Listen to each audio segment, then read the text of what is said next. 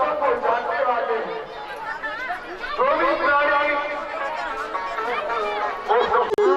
बताइए। बहुत देर से चल रहे हैं, कई रोज हो गया टमटम को भगाते भगाते भगाते। अच्छा। लेकिन जनकपुर क्या लेता हूँ, तू कम पढ़ा लिखा है मोटा मोटा अक्षर में गहरा दिखाई नहीं दे रहा है। तकिया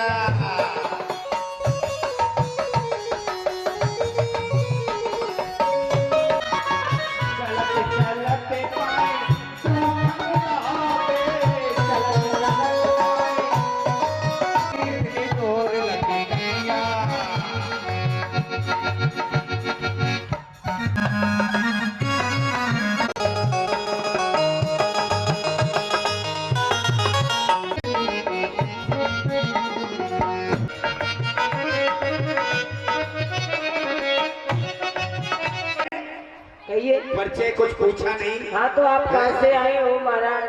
हम आए पूछिए मंत्री साहब। बताइए। अरे क्या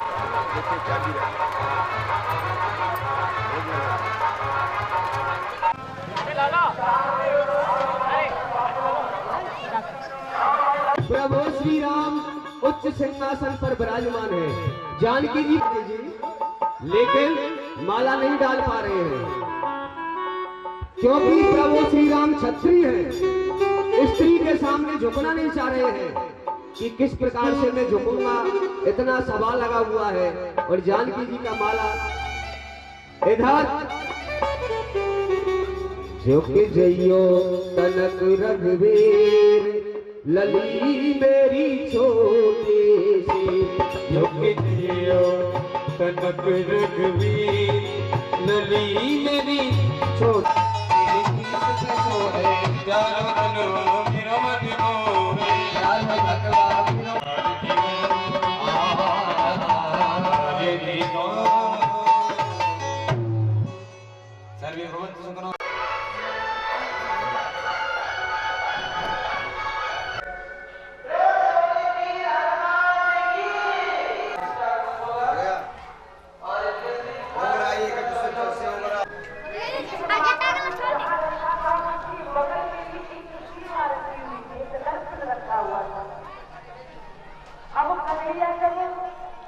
पहुंचे तो हाथ में माखन ली, जैसे ही माखन ली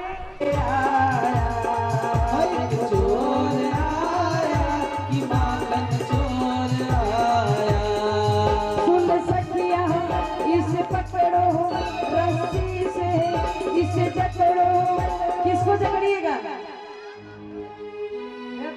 थोड़ा आवाज दीजिए, नहीं सुनाई पड़ता, कम हो जा रहा है। विवाह में एक रिश्ता जुड़ता है, एक प्रेम जुड़ता है, एक भाव जुड़ता है, जो जन्मों जन्मों का संबंध होता है। विवाह एक ऐसा परिणय है, अगर दिल से जुड़ा हुआ रिश्ता हो तो विवाह में नहीं करते, मन ही मन भगवान से प्रार्थना करते कि हे प्रभु, हे कन्हैया, अगर हम दिल से तुम्हें मानते हैं तो मेरा रिश्ता तुम्हारे साथ जुड़े। प्यारे सज्जनों, आज भगवान श्री कृष्ण अपने भक्त की मन की बात जानने वाले हैं। इसीलिए तो संतों ने कहा है कि भगवान जब ये धराधाम पर आते हैं तो भगवान का आने का बहुत कारण होता है। संत कहते हैं कि भगवान कन्हैया जब अवतार लिए हैं तो कंस का वध करने के लिए हैं। कोई संत कहते हैं कि कन्हैया जब ये संसार में आए हैं तो जो कैकेयी को वचन दिए थे, जो जसोदा बनकर आई, ये पूरा करने के लिए भगवान आए हैं। आज संत कहते हैं कि कन्हैया ये संसार में आए हैं अपने सारे संतों का उद्धार करने के लिए। लेकिन प्यारे सज्जनों, संत कहते हैं कि भगवान का चाहे आने का कितना भी कारण क्यों ना हो, लेकिन परमात्मा ये धराधाम पर क्यों आए हैं जानते हैं? बोले क्यों? बोले भगवान भक्त के बस में है, सभी का कल्याण हो, मंगल हो। प्यारे सज्जनों, गोस्वामी तुलसी बाबा ने लिखा है मानस में,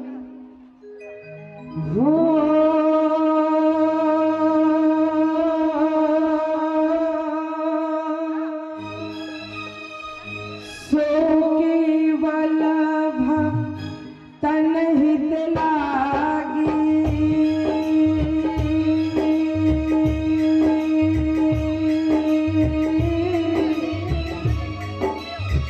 धरऊ शरीर प्रणत अनुरागी। राम सिया राम जय जय जय राम। राम सिया राम जय जय राम।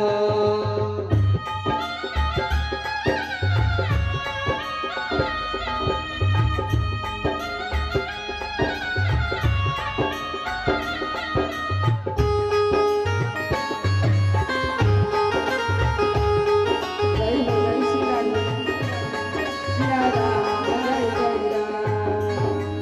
कहते हैं सो केवल भक्तन हित लागी, धरि शरीर प्रणत अनुरागी। भगवान ये संसार में जब आए हैं तो सिर्फ और सिर्फ अपने भक्त के लिए, अगर भक्त दिल से पुकारे, अगर भक्त याद करे तो कन्हैया कहीं भी आ सकते हैं। आज कन्हैया के दीवाने ऐसे हैं कि एक भक्त ने बड़ा सुंदर भाव दिया और कहा, कन्हैया जब तू बंसी बजाता है ना, और जब तेरी सूरत को हम देख लेते हैं तो अपने सुध बुध को खो जाते हैं। आज एक भक्त कन्हैया से क्या कहता है,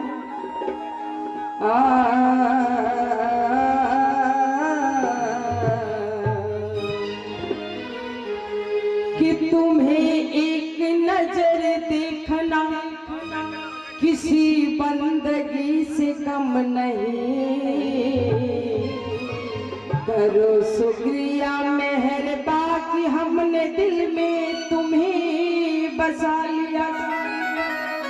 करो शुक्रिया मेहरबा कि हमने दिल में तुम्हें बसा लिया, कि आप इस तरह से होश उड़ाया न कीजिए, यौवन सवर के सामने आया न कीजिए, यौवन सवर के सामने आया।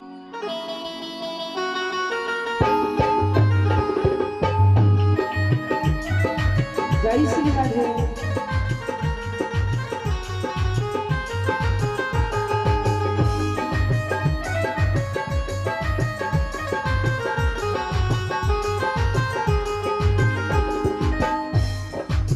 प्यारे सज्जनों, भक्त कन्हैया से क्या कहता है, कन्हैया आज तुमको जब एक नजर में देख लेता हूं ना, तो कन्हैया तुम्हें पता नहीं, तुम्हें देखने के बाद कभी कुछ देखने का मन ही नहीं करता है। आज कन्हैया से वो भक्त क्या कहता है कि काली काली अलकों के फंदे क्यों डाले, काली काली अलकों के फंदे क्यों डाले, हम जिंदा रहने वाले, हमें जिंदा रहने दे मुरली वाले। काली काली अलकों के फंदे क्यों डाले, काली काली अलकों के फंदे क्यों डाले, कि काली काली अलकों के फंदे क्यों डाले, काली काली अलकों के फंदे क्यों डाले। हाथ है ना सबके पास, आज बार उठा लीजिए भैया, दोनों हाथ ऊपर करेंगे बिल्कुल सीधे, और कन्हैया से कहना है क्या कि हमें जिंदा रहने दे मुरली वाले, हमें जिंदा रहने दे मुरली वाले, मुरली वाले, मुरली वाले।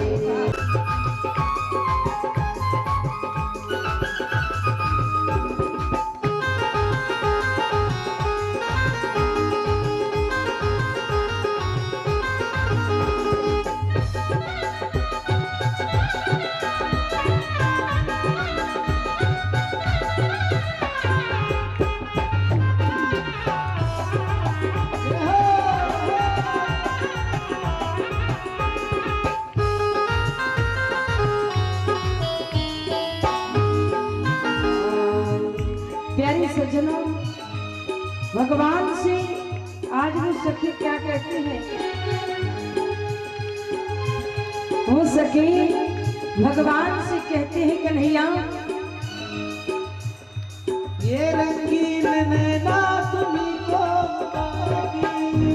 आज वो कन्हैया से कहते हैं, ये रंगीन नैना तुम्हीं को मुबारक, ये रंगीन नैना तुम्हीं को मुबारक। ये मीठी मीठी बहना तुम्हीं को मुबारक, ये मीठी मीठी बहना तुम्हीं को मुबारक।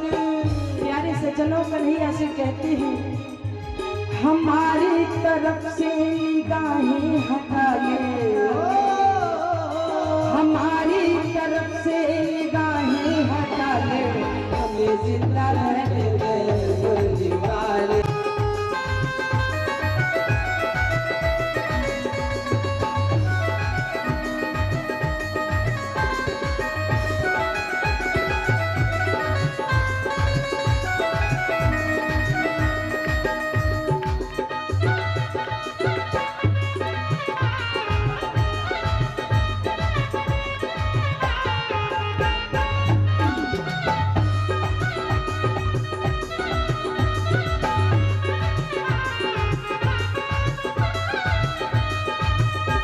वो काली काली अलकों के फंदे क्यों डाले, काली काली अलकों के फंदे क्यों डाले, हमें जिंदा रहने दे मुरली वाले, हमें जिंदा रहने दे मुरली वाले। हमें जिंदा रहने दे मुरली वाले। प्रेम से बोले कृष्ण कन्हैया लाल की जय। प्यारे सज्जनों, भगवान को सभी चाहते हैं, सब चाहते हैं।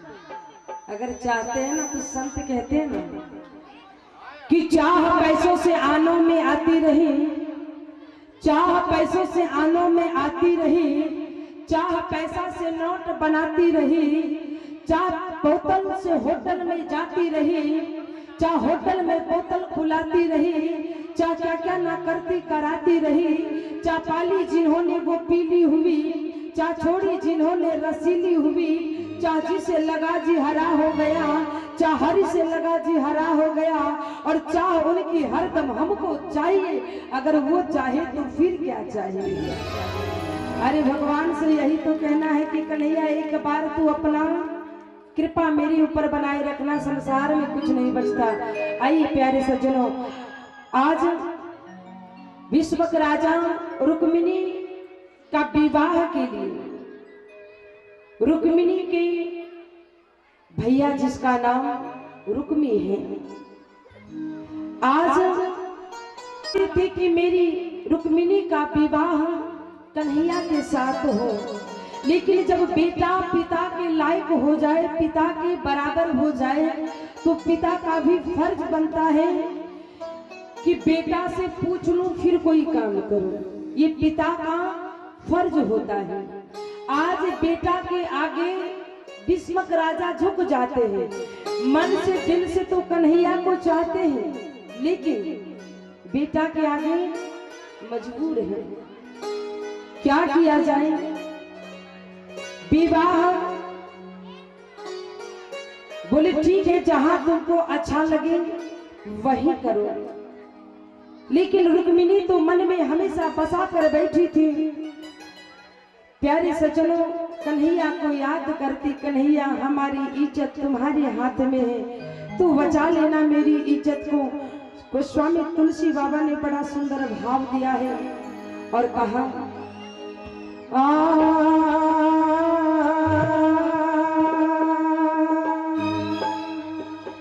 रुक्मिणी पिता कृष्ण को दीजे,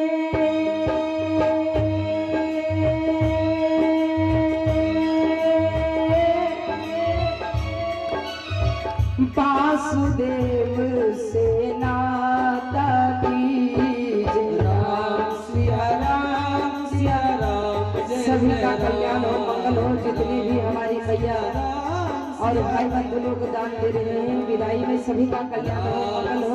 राम सिया राम, जय जय राम। राम सिया राम, सिया राम, जय जय राम।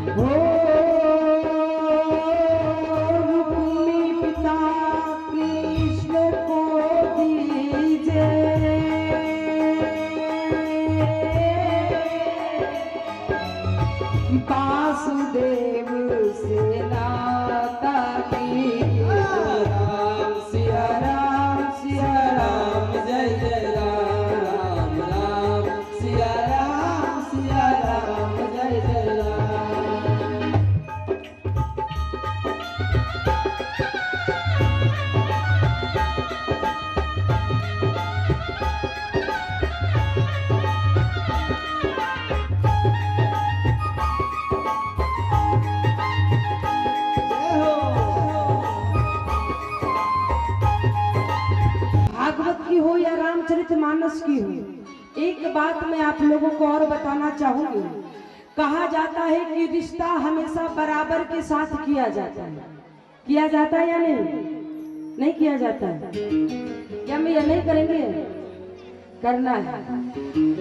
कहा जाता है कि जब संत कहते हैं कि हर यार यार नहीं होता, हर यार यार नहीं होता, हर दोस्त वफादार नहीं होता, ये तो दो दिलों के मिलने की बात है प्यारे सज्जनों, वरना 7 फेरों में भी प्यार नहीं होता।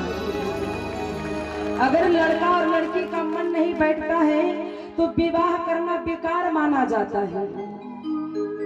आज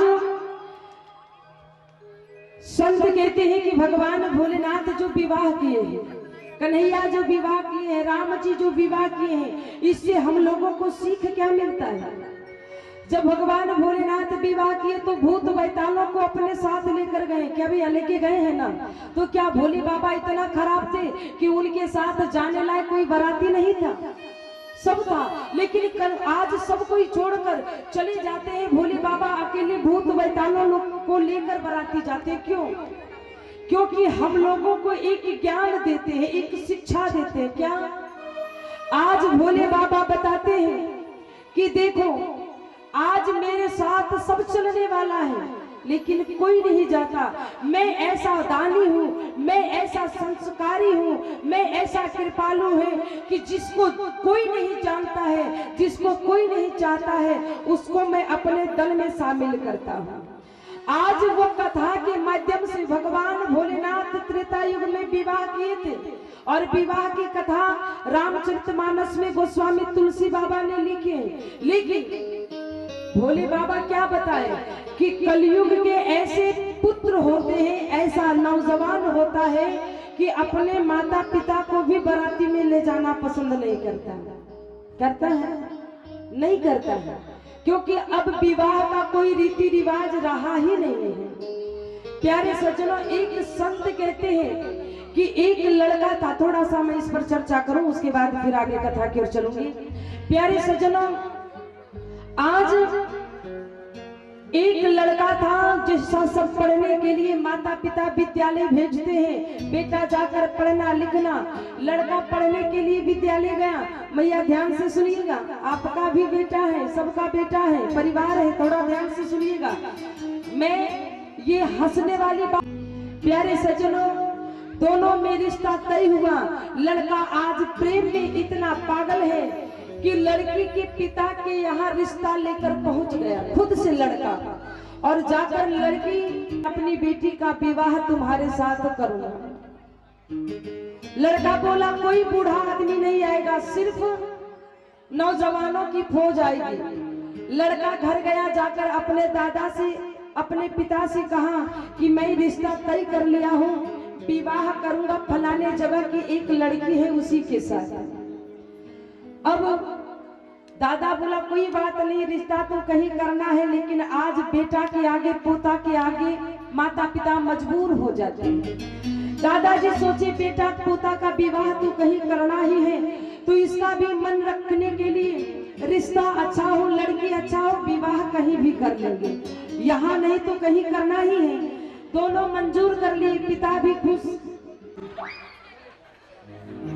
प्रेम से मुझे भक्तवत्सल भगवान की। अब जब लड़का दरवाजे पर गया ना, तो परीक्षण के लिए सासू माँ आई। जैसे परीक्षण करना चाहिए, तब तक उधर से लड़की के पिता निकले, बोले रुको अभी परीक्षण मत करना। बोली क्यों? बोले अभी रुक जाओ। फिर रख दिया दूसरा शर्त। क्या? पहले रखा था कि बाराती में कोई बूढ़ा आदमी नहीं आना चाहिए, अब दूसरा शर्त रखा। बोले क्या? कि हमारे घर के बगल में एक नदी बह रही है, ये नदी में पानी के जगह दूध बहा दो, तो फिर मैं अपनी बेटी का विवाह तेरे साथ करूंगा। नदी का पानी वो सुखा देंगे तो हम दूध बहा देंगे। लड़का गया, जाकर कहा ससुर जी आप नदी के पानी को सुखा दीजिए, मैं दूध बहा दूंगा। वैसे पढ़ाई के साथ बुद्धि विवेक नहीं आती है, उम्र के हिसाब से बुद्धि विवेक होता है। ये बात हमारे नौजवान भाई थोड़ा रखेंगे, कहीं ऐसा ना हो कि पढ़ाई करते करते ये गलती वो कर बैठे और बाद में सजा भोगना पड़े। प्रेम से बोलिए भक्तवत्सल भगवान की। आइए एक लाइन में थोड़ा सा भाव कि जमुना किनारे कन्हैया जी, दोनों हाथ ऊपर करेंगे और भाव के साथ। हे जमुना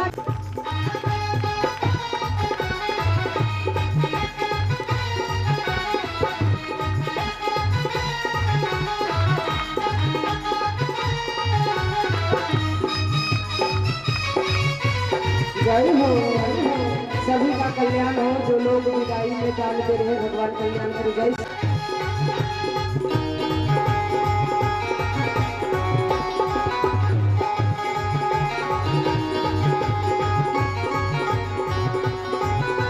कौन कौन झूल रहे हैं कन्हैया के साथ झूला? संत कहते हैं कमला विमला सुमुखी राधे संग झूले राधे संग। प्रेम से बोले कृष्ण कन्हैया लाल की। प्यारे सज्जनों, अंत में रुक्मिणी जी का विवाह शिशुपाल के साथ तय हुआ। शिशुपाल दुल्हा बनकर गए। तो कहा जाता है कि विवाह में जिस दिन बाराती आने का होता है तो देवी वो मंडप जा रही है कुल देवी पूजन के लिए, तो थोड़ा जाकर तू भी उनके साथ जाओ। सारे लोग गए पूजा करने के लिए, मंदिर जाती है और पूजा करते हुए मैया रानी से कहती है, माँ आप को दिल से मैं याद करती हूँ, एक बार मेरी विनती को सुन लेना। आज मैया से क्या कहती है रुक्मिणी जी कि तुझे पुकारो मेरी मैया, सुन ले